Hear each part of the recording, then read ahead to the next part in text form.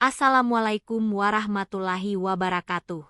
Semoga sholawat serta salam senantiasa tercurah kepada baginda Nabi Muhammad. Mari kita awali kisah ini dengan mengucapkan sholawat bersama. Allahumma sholli ala Sayyidina Muhammad wa ala ali Sayyidina Muhammad. Sahabat Cantika Story, sebelum kita lanjut, yuk tekan tombol subscribe agar tidak tertinggal kisah-kisah penuh hikmah seperti ini. Pernahkah kalian mendengar cerita tentang pekerja dari Indonesia yang akhirnya menikah dengan bangsawan Arab? Kisah ini bukan sekadar romansa, tapi kisah tentang kesabaran, fitnah, keikhlasan, dan mungkin ini adalah bagian dari doa kalian yang sedang menunggu jawaban. Matahari baru menggeliat dari balik gurun Riyadh, menyemburatkan warna emas ke ladang kurma yang luasnya seperti tak bertepi. Pagi itu, Ratna, gadis Indonesia berusia 24 tahun, berjalan menyusuri jalur rumah kaca besar tempatnya bekerja. Udara padang pasir yang kering menusuk hidung, namun aroma tanah basah yang dia siram malam tadi masih terasa kuat. Sejak 5 bulan lalu, Ratna dipekerjakan oleh keluarga Al-Mazroui sebagai perawat tanaman di rumah kaca pribadi mereka yang terletak di belakang istana mewah keluarga itu. Tak ada yang istimewa dari dirinya. Tubuhnya mungil, kulitnya sawo matang, dan ia sering memakai kerudung polos yang warnanya sudah pudar oleh matahari. Namun di balik wajahnya yang tenang, Ratna menyimpan kegigihan dan keteguhan hati. Ia datang ke Arab Saudi demi membantu ibunya yang sedang sakit di Lombok, dan adik-adiknya yang masih duduk di bangku sekolah. Pagi itu seharusnya biasa saja. Tapi sebuah teriakan dari arah rumah kaca membuat jantungnya melompat. Astagfirullah. Apa-apaan ini? Pohon-pohon kurma muda layu semua. Ratna berlari ke sumber suara. Di sana, beberapa pekerja lelaki tengah berdiri melingkari satu area tanah tanam. Daun-daun kurma muda bergelimpangan, batangnya menguning dan mencengkung seperti diracun. Itu kerjaan siapa? Pupuknya siapa yang kasih semalam? Semua mata menoleh ke Ratna. Aku memang yang menyiram semalam. Tapi pupuknya bukan aku yang pasang. Aku cuma pakai yang sudah disiapkan di ember. Salah satu pekerja dari Sudan menggeleng dan berkata pelan tapi menyindir. Gadis kecil dari Indonesia ini terlalu sok rajin. Mungkin mau cari perhatian dari Tuan Ziyad. Ratna terkejut. Jangan fitnah saya. Saya hanya bekerja seperti biasa. Tiba-tiba, langkah kaki menghentak mendekat. Seorang pria tinggi dengan jubah putih dan sorban hitam menghampiri dengan wajah tegas. Tatapan matanya seperti belati, dalam dan tajam, seolah bisa membaca niat dalam dada. Itulah Ziyad bin Abdullah Al-Mazroui, cucu dari pemilik kebun. Pria muda yang baru kembali dari studi bisnis pertanian di luar negeri. Meski usianya baru menginjak akhir 20-an, wibawanya membuat semua orang terdiam. Ada apa ini? Tanyanya pendek. Semua pekerja mundur satu langkah. Ratna tetap berdiri, menunduk, menggenggam ujung kerudungnya yang basah oleh keringat. Sepertinya ada yang memakai pupuk busuk semalam dan membuat tanaman layu, ucap seorang pengawas. Ziyad menoleh padanya. Kamu yang menyiram. Ratna mengangguk pelan.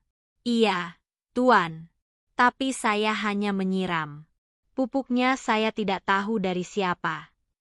Ziyad menatap Ratna lama, seolah sedang menimbang. Lalu ia mendekat, memungut segenggam tanah basah, dan menciumnya. Ada bau asam, ini bukan pupuk biasa. Siapa yang menaruh ini? Semua diam. Ziyad meletakkan tanah itu perlahan, lalu berkata, semua akan diperiksa. Tidak ada yang bersalah sampai terbukti. Dan kamu, katanya pada Ratna, jangan pergi dulu dari kebun ini. Ratna tertegun. Ia tidak tahu apakah itu ancaman atau justru perlindungan. Beberapa hari setelah kejadian itu, suasana kebun menjadi dingin terhadapnya. Pekerja lain menjauhinya. Hanya kucing-kucing liar di pinggir rumah kaca yang masih menemaninya saat makan siang. Aku tahu kamu tidak salah, bisik Laila, seorang pembantu dapur asal Filipina.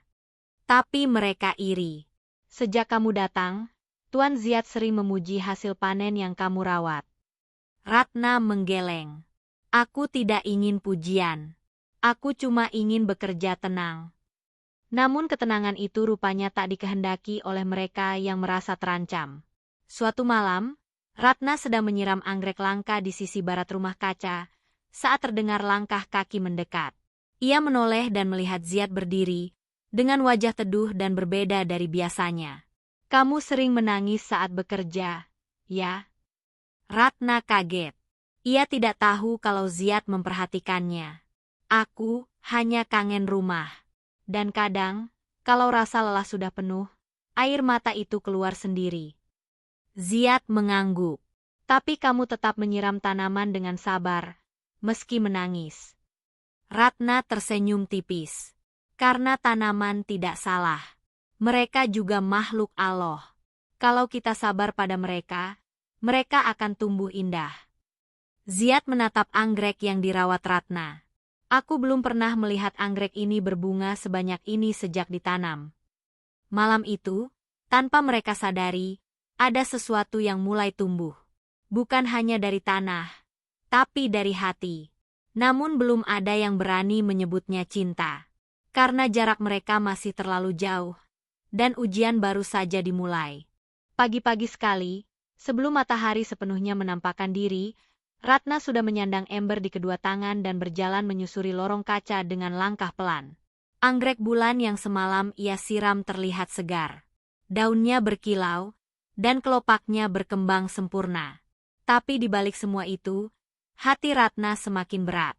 Sejak insiden pupuk busuk itu, ia tak pernah lagi merasa benar-benar nyaman. Laila datang menghampirinya sambil membawa termos teh hangat. Minum dulu, sebelum tanganmu gemetar kelelahan, katanya lembut. Ratna menerima gelas kecil itu dengan senyum. Terima kasih, Laila. Ratna, bisik Laila, mendekat. Aku dengar beberapa orang sedang merencanakan sesuatu tentang kamu. Ratna mengernyit. Apa maksudmu? Katanya mereka ingin menjatuhkan kamu di depan keluarga besar Al-Mazrowi. Mereka tidak suka kamu terlalu sering dipanggil ke bagian utama rumah kaca. Ratna menatap lantai pasir dengan mata kosong. Padahal aku hanya menjalankan tugas. Aku tidak pernah berniat menonjol. Laila menepuk tangan Ratna. Kadang, yang tidak berniat bersinar justru paling terang di mata orang yang jujur. Hari itu berjalan lambat. Di sela-sela menyiram dan merawat, Ratna sempat diminta oleh Ziad untuk mencatat suhu tanah dan kelembapan di beberapa titik. Ia melakukannya dengan cermat, tanpa bicara banyak. Tapi sore hari, sesuatu yang lebih besar terjadi. Tiba-tiba, seorang pengawas berlari ke arah rumah utama. Tuan Ziad, kami menemukan surat cinta di antara tanaman anggrek, ditulis oleh Ratna. Semua pekerja segera berkumpul. Surat itu, kertas lusuh yang ditulis tangan, berisi kalimat penuh pujaan dan rayuan kepada Ziad. Sangat memalukan dan terlihat seperti jebakan. Aku tidak pernah menulis ini. Ratna berkata dengan suara tercekat. Namun para pekerja tertawa kecil. Kamu pikir bangsawan akan tertarik pada gadis biasa sepertimu? Ziad muncul di antara kerumunan. Wajahnya gelap. Ia mengambil kertas itu dan membacanya pelan. Setelah itu, tanpa sepatah kata pun, ia berjalan pergi, meninggalkan Ratna terisak sendirian di tengah tatapan sinis para pekerja. Malam itu, Ratna menangis di sudut rumah kaca. Ia membuka mushaf kecilnya, memeluknya erat-erat, lalu berkata pelan, Ya Allah, aku hanya ingin bekerja dengan jujur. Kenapa fitnah ini datang padaku? Aku tidak kuat tapi aku yakin, engkau tidak akan membiarkan aku jatuh terlalu lama. Keesokan harinya, Ziad memanggil semua pekerja ke ruang tengah rumah utama. Di sana, ia berdiri dengan wajah yang sulit ditebak.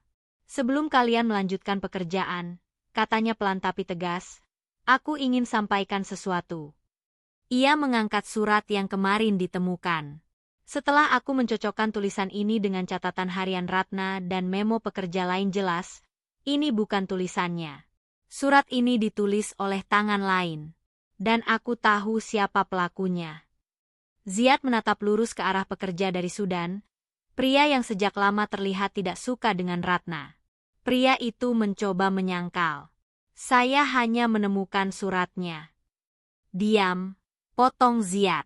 Kami punya rekaman kamera kecil dari sisi barat rumah kaca. Kamu meletakkan kertas itu sendiri. Semua terdiam. Tak ada yang bisa bicara. Ziad melanjutkan, kau dipecat. Sekarang juga. Setelah pria itu diseret keluar oleh petugas keamanan, Ziad mendekati Ratna yang berdiri kaku di ujung ruangan. Aku minta maaf, ucapnya pelan. Aku sempat ragu. Tapi ternyata, kamu lebih jujur dari semua orang yang ada di sini. Ratna menunduk. Air mata menggantung di pelupuk matanya. Tapi bukan karena sedih, melainkan karena hatinya yang terlalu penuh. Penuh dengan rasa syukur.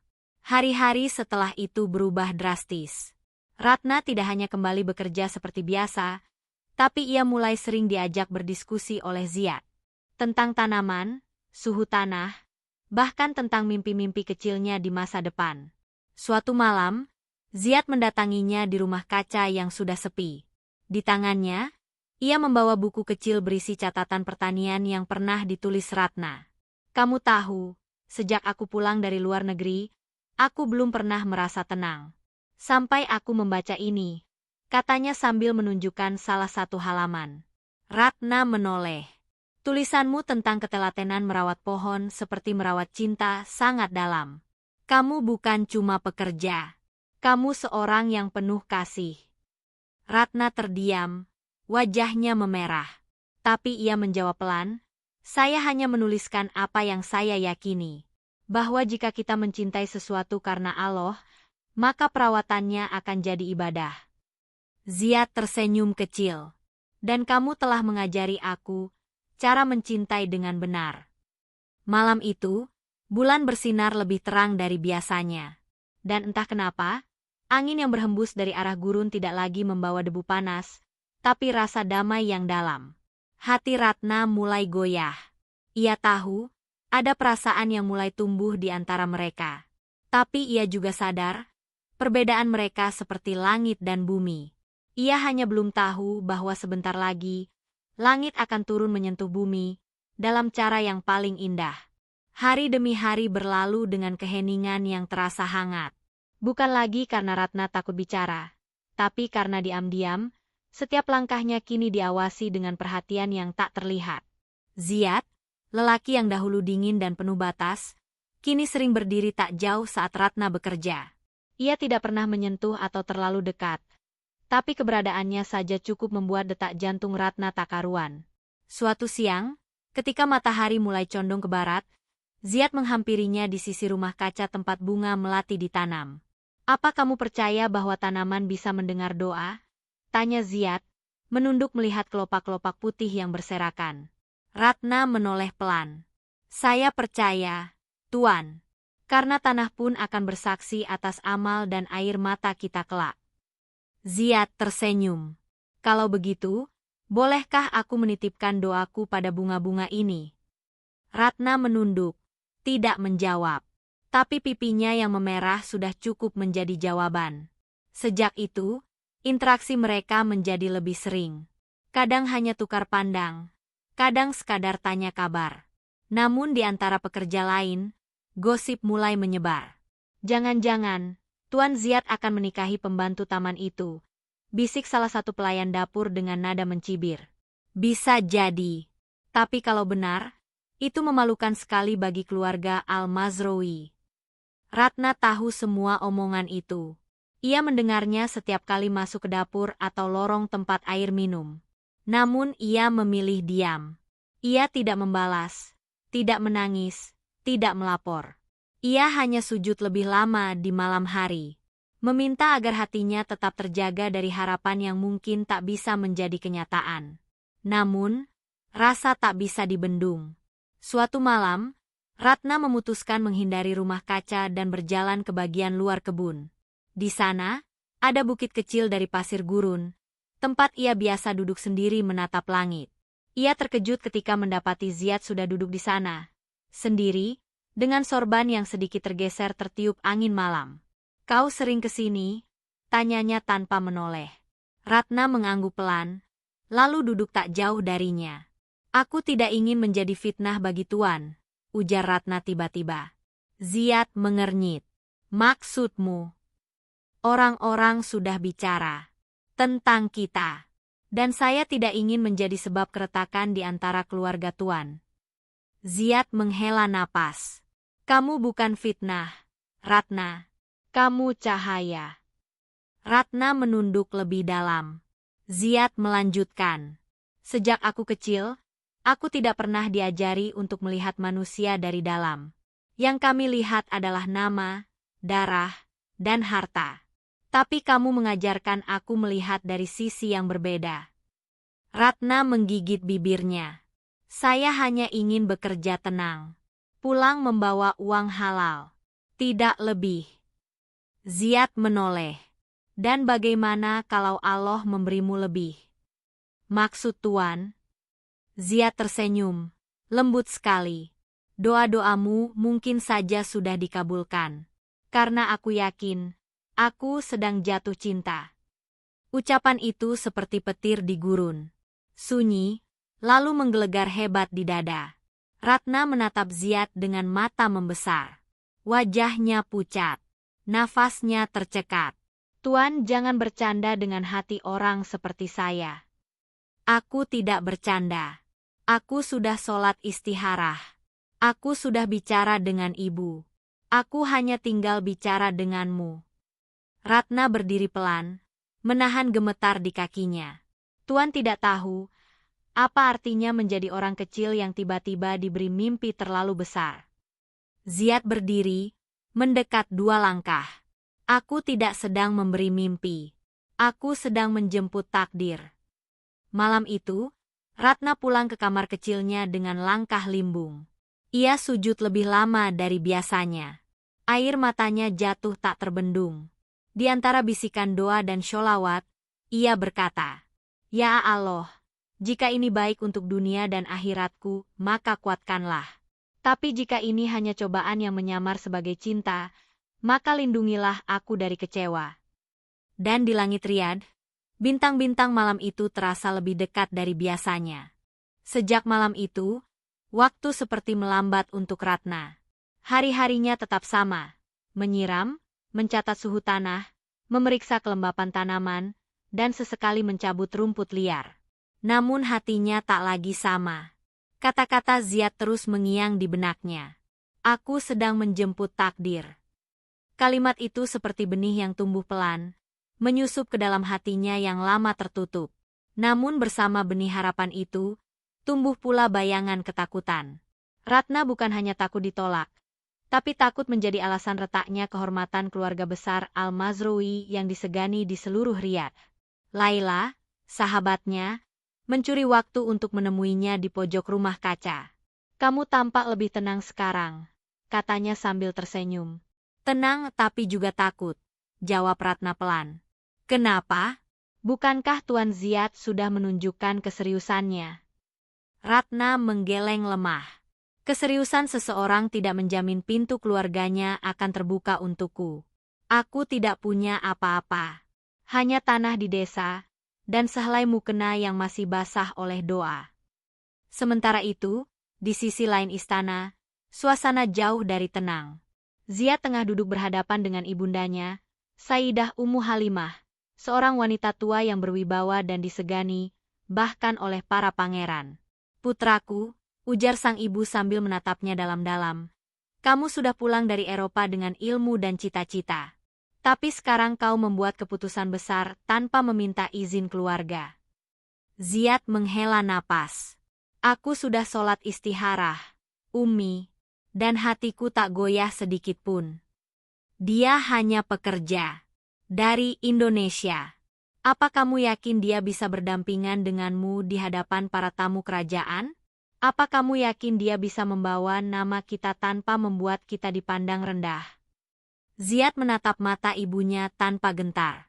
Dia tidak membawa kehormatan dari leluhurnya, tapi dia membawa kehormatan dari kesucian akhlaknya. Dan itu lebih dari cukup bagiku. Ummu Halimah terdiam sejenak, lalu berkata, Aku ingin melihat sendiri siapa dia. Bukan dari kata-katamu. Dan keesokan harinya, tanpa pemberitahuan, Sayyidah Halimah datang ke kebun.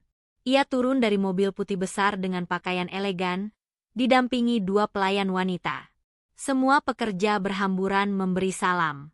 Ratna, yang sedang menanam bibit, terkejut melihat sosok itu berdiri hanya beberapa meter darinya. Ziad menghampiri Ratna dan berkata pelan, "Ini ibuku. Jangan takut. Jawablah jujur apapun yang ia tanya." Ratna menunduk hormat. Peluh membasahi pelipisnya, tapi bukan karena panas, melainkan karena rasa gentar yang mendalam. Ummu Halimah menatapnya dari ujung kepala hingga kaki. Lalu tanpa basa-basi, ia bertanya, "Siapa namamu?" "Ratna, Sayyidah," jawabnya pelan. "Dari mana asalmu?" "Dari Lombok, Indonesia." "Kenapa kamu bekerja di sini?" "Karena ibuku sakit, dan aku ingin adik-adikku bisa sekolah." "Kenapa kamu menangis saat menyiram tanaman?" Pertanyaan itu membuat Ratna terpaku. Tapi perlahan ia menjawab, "Karena aku sering merasa kecil." "Tak berarti." "Tapi ketika aku melihat tanaman yang kering bisa tumbuh subur dengan sedikit kesabaran, aku merasa Allah sedang menenangkanku." Senyap. Angin berdesir membawa daun-daun kering melintasi kaki mereka. Ummu Halimah mengangguk pelan, lalu berkata dingin, "Kau boleh mencintai putraku. Tapi mencintai tidak selalu berarti harus memilikinya." Lalu ia pergi tanpa menoleh. Ratna berdiri kaku, tak mampu menangis, tak mampu bicara. Ziad hanya berdiri di sisi, menggenggam naskah proposal pernikahan yang ia tulis sendiri. Ia tahu, jalan yang akan mereka tempuh masih panjang. Tapi satu hal sudah ia yakini sepenuhnya. Perempuan yang menangis di depan bunga itu adalah takdirnya. Bukan untuk disembunyikan, tapi untuk diperjuangkan. Dan perjuangan itu baru saja dimulai. Hari-hari setelah pertemuan dengan Ummu Halimah berjalan seperti di ujung pisau bagi Ratna. Senyuman para pekerja menjadi makin tipis. Laila sendiri kini hanya bisa menatapnya dari jauh, karena dilarang mendekati rumah kaca utama. Semua seakan tahu bahwa Ratna sedang berada di ujung jurang kehormatan, dan satu langkah saja bisa menjatuhkannya ke dalam lubang tak dikenal. Ziad pun tak lagi sering terlihat. Ia sengaja menjaga jarak, bukan karena ragu, tapi karena sedang memperjuangkan sesuatu yang jauh lebih besar, restu dan martabat keluarganya sendiri. Di ruang keluarga Al-Mazroui, terjadi diskusi panjang yang membuat para paman dan sepupu Ziad mengerutkan dahi. Beberapa menyebutnya gila. Beberapa lain bahkan menyebut nama Ratna dengan nada meremehkan. "Apakah kamu benar-benar akan mempermalukan darah Al-Mazroui hanya karena seorang perempuan tak dikenal?" tanya pamannya yang tertua. "Aku tidak mempermalukan siapapun," jawab Ziad tenang. "Justru aku sedang menunjukkan bahwa kehormatan bukan soal darah, tapi soal akhlak. Dia bisa saja baik di depanmu, tapi kita tidak tahu siapa keluarganya. Bagaimana keturunannya nanti?" Ziad bangkit dari kursinya, menghela napas panjang. "Ketika Nabi kita menikah dengan Hadijah, orang berkata ia hanya pedagang janda. Ketika Bilal diangkat menjadi muadzin, orang meragukan kulit dan nasabnya. Tapi yang Allah lihat adalah hati." Ruangan itu senyap. Tapi satu persatu wajah yang tadinya menolak mulai melunak. Tidak semua, tapi cukup untuk membuka celah harapan. Di sisi lain, Ratna tetap bekerja. Ia tetap mencatat suhu, menyiram tanaman, bahkan menyapu daun-daun kering dengan hati yang lebih sepi dari sebelumnya. Ia tak berani berharap. Ia hanya memperbanyak doa. Malam itu, ketika suara adzan maghrib mengalun dari kejauhan, Ratna duduk di sudut rumah kaca, memeluk mushaf kecilnya. "Ya Allah," bisiknya lirih, "aku tak meminta pernikahan yang megah. Aku hanya ingin cinta yang Engkau ridha. Jika dia benar takdirku, kuatkan hatinya. Tapi jika aku hanya batu dalam jalannya, angkat aku darinya dengan cara yang lembut." Air matanya jatuh pelan, menyentuh tanah yang sama tempat anggrek-anggrek tumbuh indah. Tiba-tiba, suara langkah mendekat. Ratna mengangkat wajahnya, dan di hadapannya berdiri Ziad, kali ini dengan wajah yang berbeda. Tegas. Penuh keputusan. Aku sudah bicara dengan keluarga. Dan meski belum semua menerima, aku sudah mendapatkan restu ibuku. Ratna tertegun. Bibirnya terbuka, tapi tak ada kata yang keluar. Aku ingin menikahimu. Bukan karena kasihan, bukan karena fitnah, bukan karena siapa kamu, tapi karena aku yakin, kamu adalah jawaban dari doa-doaku. Ratna terisak.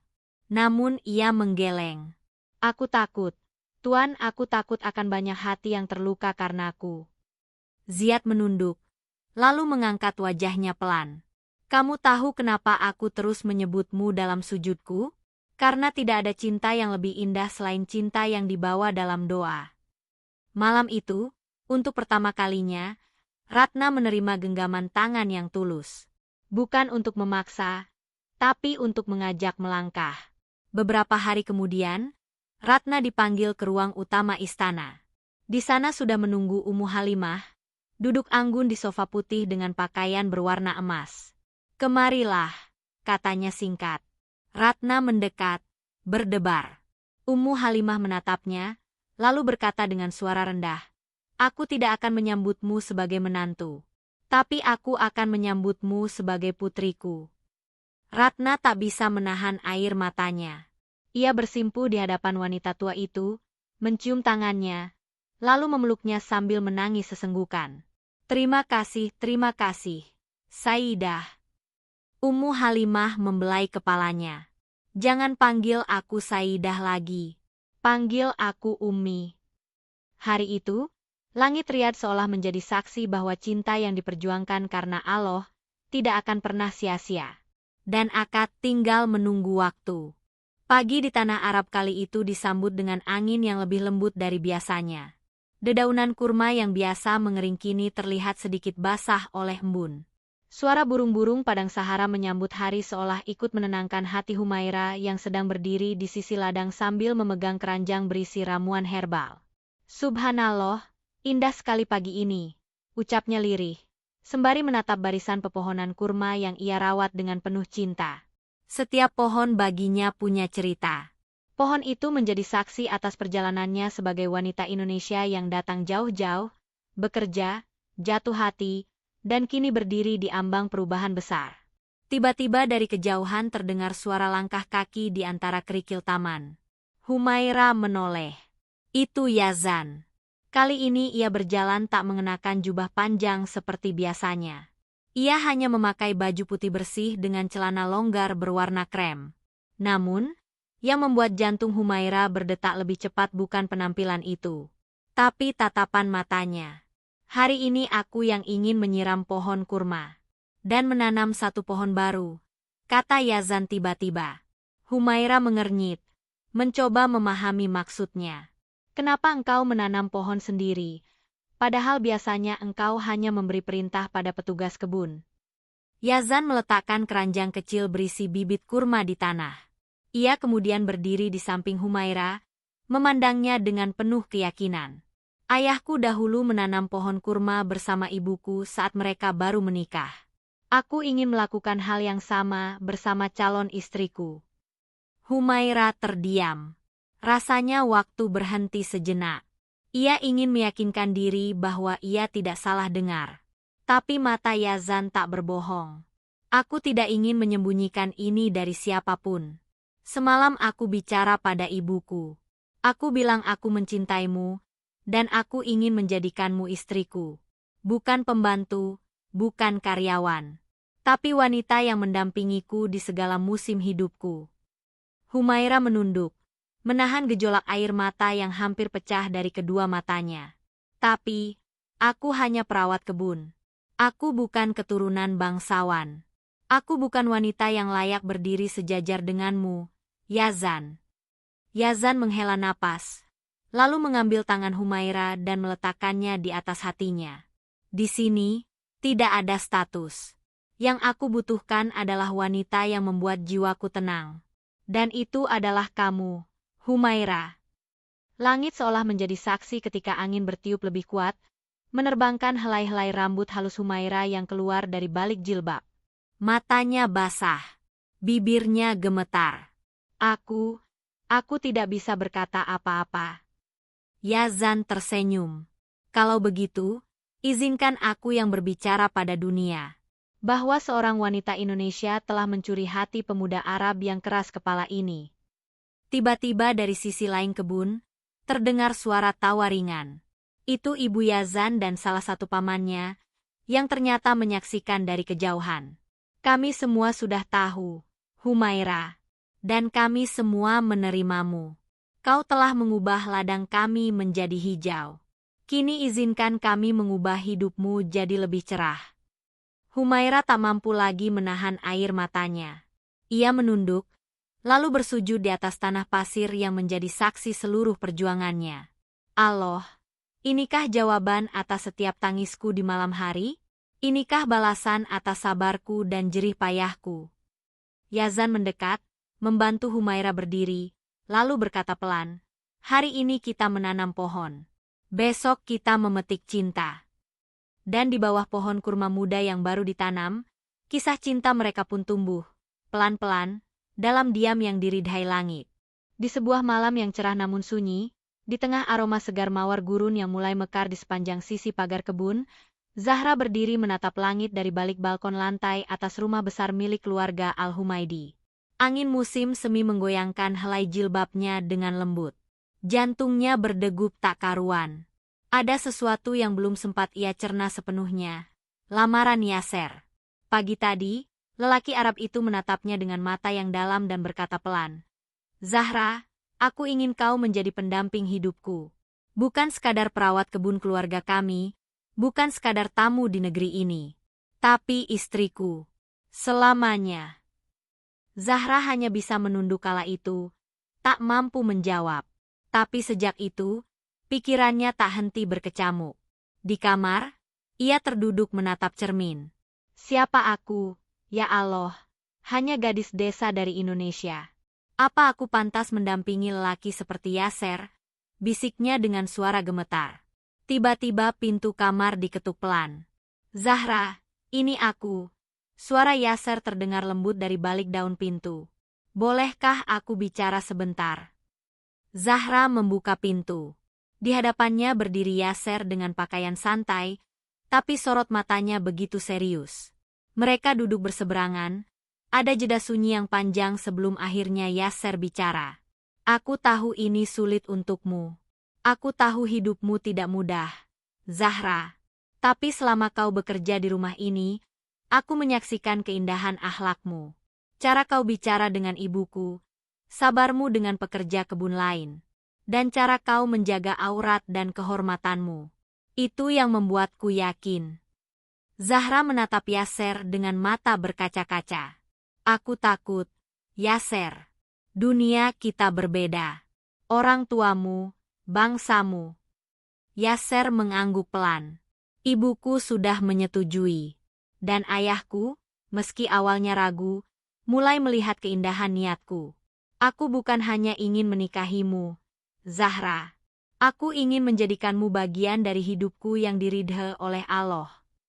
Tangis Zahra pecah. Tak bisa ditahannya lagi air mata yang sejak lama membuncah dalam dada. Ia menutup wajah dengan tangan dan tubuhnya gemetar. Tapi ada getar bahagia di sela-sela isaknya. Kalau begitu, tuntun aku, Yasser.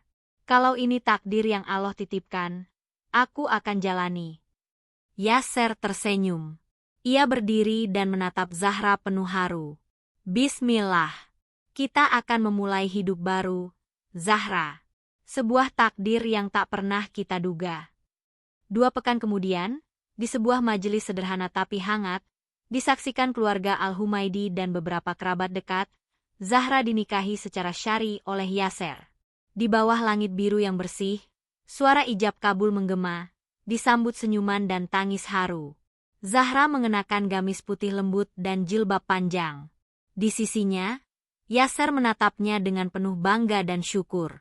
Wajah Zahra bersinar, bukan karena make-up mahal, tapi karena cahaya ketundukan dan kerendahan hatinya kepada takdir Allah. Kini ia bukan lagi perawat kebun, bukan lagi gadis perantau dari negeri jauh yang tertunduk.